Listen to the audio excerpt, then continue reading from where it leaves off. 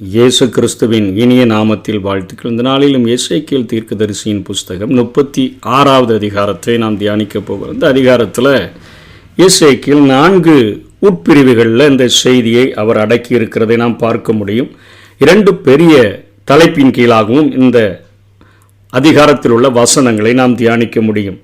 முதல் பகுதியானது இஸ்ரவேலை நாசப்படுத்திய நாடுகளுக்கு விரோதமாக ஆண்டவர் பழி வாங்குகிற காரியத்தை 1ஆம் வசனத்திலிருந்து 7ஆம் வசனம் வரையிலும், நாட்டை மீட்டெடுக்கிற காரியத்தை 8ஆம் வசனத்திலிருந்து 15ஆம் வசனம் வரையிலும், வெளியே தள்ளினதற்கான காரணத்தை 16லிருந்து 23 வரையிலும், இஸ்ரவேலர்கள் நாட்டுக்கு திரும்புகிறத 24லிருந்து 38 வரையிலும் 4 உட்பிரிவுகளை கொண்டதாக எசேக்கியேல் இதை எழுதியிருக்கிறார். ஆனால் சேர்க்கப்பட சிதறடிக்கப்பட்டோர் என்கிற ஒரு மிகப்பெரிய தலைப்பின் கீழாகவும், புதிதாக்கப்பட்ட, அதாவது ஆன்மீக அறுவை சிகிச்சை செய்யப்பட்டு பரிசுத்தமாய் வாழ்கிறதற்கு புதிதாக்கப்பட்ட மனிதன் என்கிற தலைப்பின் கீழாக ஒரு 2வது செய்தியையும் நாம் தியானிக்க முடியும். இஸ்ரவேலினுடைய வீழ்ச்சியில் அவர்களை பார்த்து இகழ்ந்த புறஜாதிகள் வெட்கமடையும்படியாக ஆண்டவர் அவர்களை சிதறடிக்கப்பட்டவர்களை மீண்டுமாக சேர்க்க விரும்புகிறதாக இந்த அதிகாரத்தில் முதல் செய்தியை ஆண்டவர் கொடுக்கிறார். 3 சின்ன தலைப்புகளின் கீழே சிதறடிக்கப்பட்டுட்டாங்களே, அவர்கள் சேர்க்கப்பட வேண்டும் என்கிற காரியத்திற்காக முதல்ல தன்னுடைய ஜனங்கள் அவர்கள் தண்டிக்கப்படும் பொழுது ஒரு தகப்பன் தன் பிள்ளையை தண்டிக்கிறது போல, தகப்பன் தன் பிள்ளையை சிட்சிக்கிறது போல ஆண்டவர் சிட்சிக்கிறார். அவர்களுக்கு ஆக்கினை தண்டனை அல்ல, ஒரு நியாய தண்டனையை கொடுத்து அவர்களை பரிசுத்தமாய் வாழும்படியாய் மாற்றி அவர்களை மீண்டுமாக ஆண்டவர் சேர்க்க விரும்புகிறார். அதை சுற்றியுள்ள நாடுகள் புரிந்து கொள்ளாமல் ஆண்டவர் கொடுக்கிற தண்டனைகளை பார்க்கும் பொழுது அந்த ஜனங்கள் திருந்துகிறதற்காக ஆண்டவர் தண்டனையை கொடுக்கிறார் அப்படின்னு சொல்லி நினைக்காம, புறஜாதிகளில் மீதியானவர்களுக்கு சுதந்திரமாக இருக்கும்படி அவர்கள் உங்களை பாழாக்கிட்டாங்க, உங்களை சுற்றிலுமிருந்து விழுங்கிட்டாங்க, நீங்கள் வாயாடிகளுக்கு அவங்களுடைய பேச்சும் ஜனங்களுக்கு அவதூறுமாய் நீங்கள் மாறி போயிட்டீங்க அப்படின்னு சொல்லி ஆண்டவர் அவங்க தங்களுடைய முழு இருதயத்தின் சந்தோஷம், கர்வமான மனசு இவைகளை கொண்டு உங்களை தங்களுக்கு சுதந்திரமாக நியமித்து கொண்டாங்க. எப்படி இங்கே யூதா சுட்டரிக்கப்படும் பொழுது தீரு எல்லாம் எனக்கு வரும், எல்லா தொழில்துறையும் என்னதான் நாடுவாங்க, ஏறும், அதே போல இந்த இடங்களெல்லாம் எங்களுக்கு சொந்தமாகும் அப்படின்லாம் சொல்லி ஆண்டவர் அவர்களுக்கு கொஞ்ச நாள் சிதறடிக்கிறார், ஆனால் மீண்டும் சேர்த்து கொள்ள போகிறார் என்கிற அந்த தண்டனையினுடைய தன்மையை அவர்கள் புரிந்து கொள்ளாமல் அவர்கள் செய்தபடினால வசனம் 7 ஆண்டவர் சொல்லுகிறார், நான் என் கரத்தை உயர்த்துவேன், உங்களை சுற்றிலும் இருக்கிற புறஜாதிகள் தங்களுடைய அவமானத்தை நிச்சயமாக சுமப்பார்கள் என்று சொல்லுகிறேன். முதல்ல அந்நிய நாடுகளை ஆண்டவர் அங்கே பழி வாங்குகிற ஒரு காரியத்தை சொல்லுகிறார். தன்னுடைய பிள்ளைகளை ஆண்டவர் தண்டித்து திருத்தும்படியாய் அவர்கள் சிதறடிக்கப்படுகிறது போல காரியங்கள் தோன்றினாலும் சேர்க்கப்படுகிறதற்காகவே சிதறடிக்கப்பட்டிருக்கிறாங்க.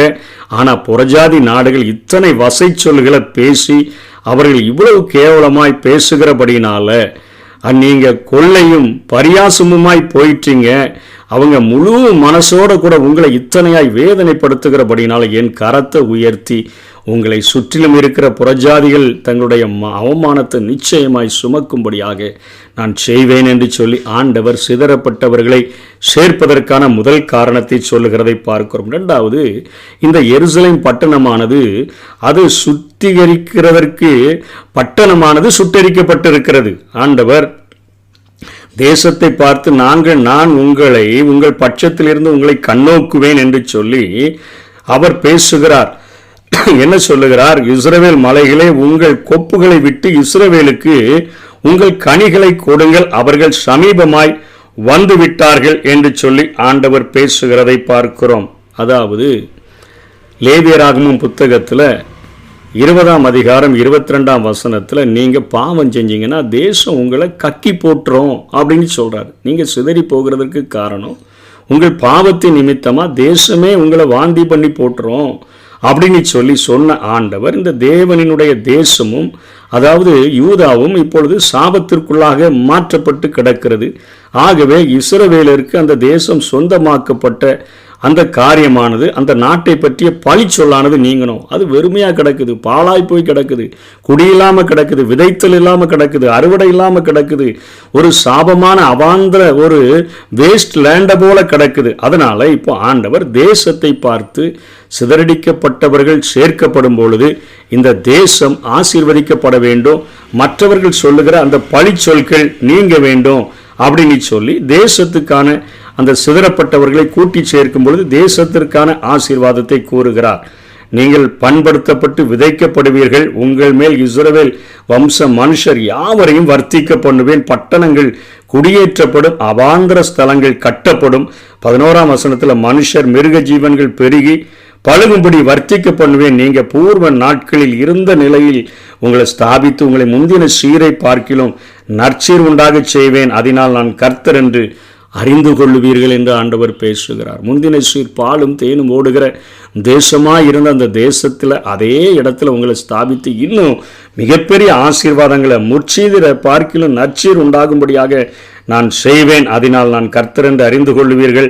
அவர்கள் உண்மையில் நடமாட பண்ணுவேன், அந்த தேசத்தின் மேலே உங்களை நடமாட பண்ணுவேன், அவர்கள் உன்னை கையாளுவார்கள், அவர்களுக்கு சுதந்திரமாயிருப்பாய். தேசமே, நீ என் ஜனங்களுக்கு தான் சுதந்திரமாயிருப்பாய், நீ இனிமேல் அவர்களை சாக கொடுப்பதில்லை என்று சொல்லி ஆண்டவர் சொல்லுகிறார். எல்லாரும் சொல்றான் இந்த தேசம் சாக கொடுக்கிற தேசம் அப்படின்லாம் சொல்றான். அதனால ஆண்டவர் தேசத்தை பார்த்து சொல்றாரு 13-14 நீ மனுஷரை பட்சிக்கிற தேசம், சாக கொடுக்கிற தேசம் என்றெல்லாம் சொன்னாங்க.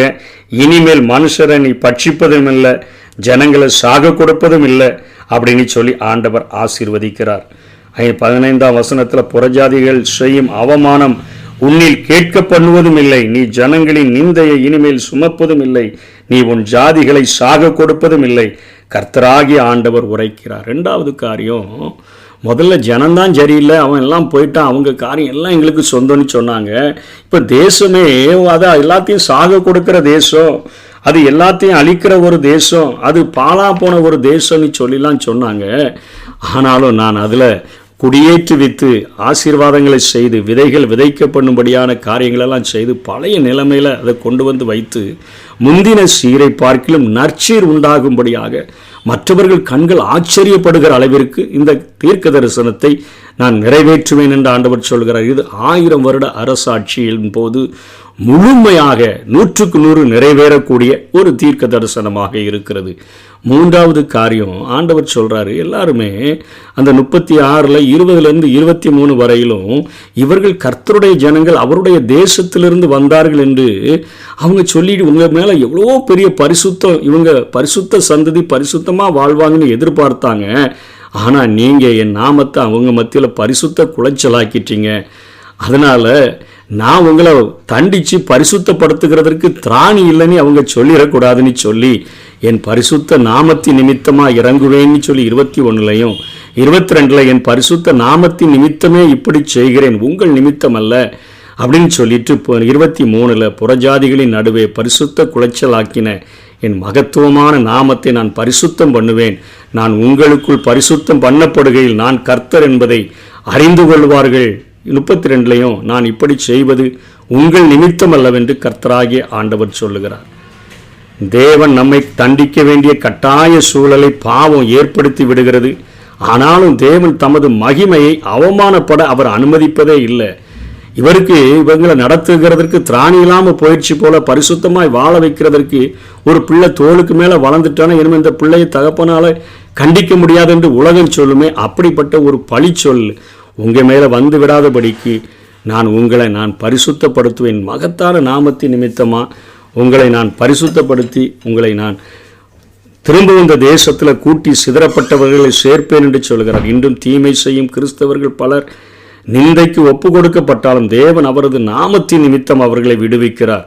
இது அகந்தை கொண்டு வாழ்கிறதற்காக அல்ல, அவரது நாமத்தின் நிமித்தம் செய்யப்பட்ட செயல்கள் அதை மீண்டும் தவறு செய்கிறதற்கு வாய்ப்பாக நம்ம பயன்படுத்தக்கூடாது. உண்மை நிலையை ஆராய்ந்து புரிந்து கொண்டு தேவனுடைய நாமம் இழுக்காகாதபடிக்கு நடந்து கொள்ள நம்ம பார்க்கணும். அவிசுவாசிகளுக்குள்ள தேவனுடைய நாமம் தூஷிக்கப்படுகிற ஒரு வாழ்க்கையை வாழ்ந்துவிடாதபடி இருப்பதற்கு நம்ம பிரயாசப்பட வேண்டும் என்று சொல்லி இங்கே எசேக்கியேல் சிதறடிக்கப்பட்டவர்கள் சேர்க்கப்படுகிறதற்கான 3 காரணங்களை குறித்து சொல்லுகிறதை பார்க்கிறோம்.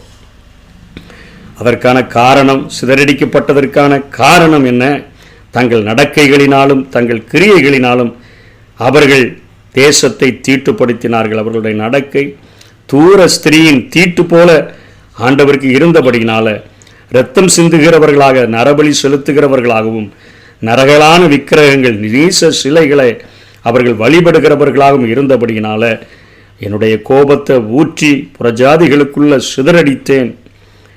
இப்போ நான் உங்களை பரிசுத்தப்படுத்தி சேர்க்கிறதற்கு காரணம் இந்த 3 காரணங்கள் தான் என்று சொல்லி ஆண்டவர் இந்த அதிகாரத்தில் எசேக்கியேலை கொண்டு தன்னுடைய ஜனங்களுக்கு பேசியிருக்கிறார். நியாய தண்டனையை தான் கொடுத்துருக்கிறேன், ஆக்கின தண்டனையை கொடுக்கலை. அதனால் நீங்கள் திரும்ப சேர்க்கப்படுவீங்க. உங்களுடைய தேசம் அது நியாய தண்டனையை தான் பெற்றிருக்குது, ஆக்கினை தண்டனையை பெறலை. அதனால் அந்த தேசம் திரும்பவும் பாலும் தேனும் ஓடுகிற தேசமாக மாறும். 3வது காரியம், என் நாமத்தை பரிசுத்த குலைச்சல் ஆக்குனீங்க.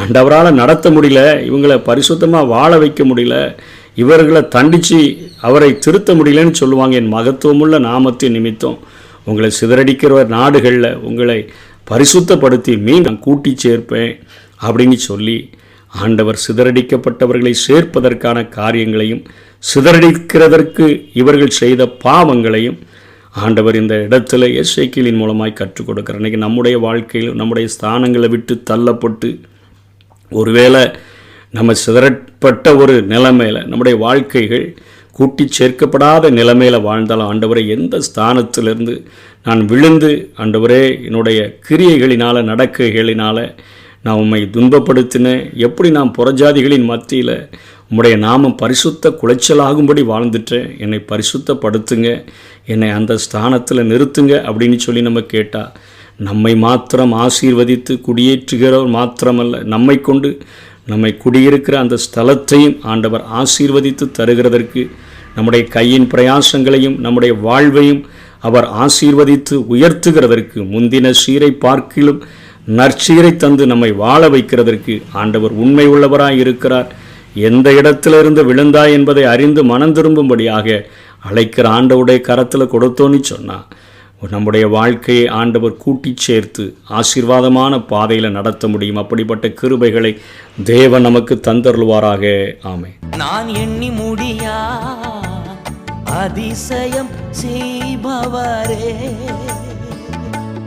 காயப்படுத்தி கட்டுப்போடும் கர்த்தரே, அடித்தாலும் அணைக்கின்ற அன்பரே, என்னை காயப்படுத்தி கட்டுப்போடும் கர்த்தரே, அடித்தாலும் அணைக்கின்ற அன்பரே,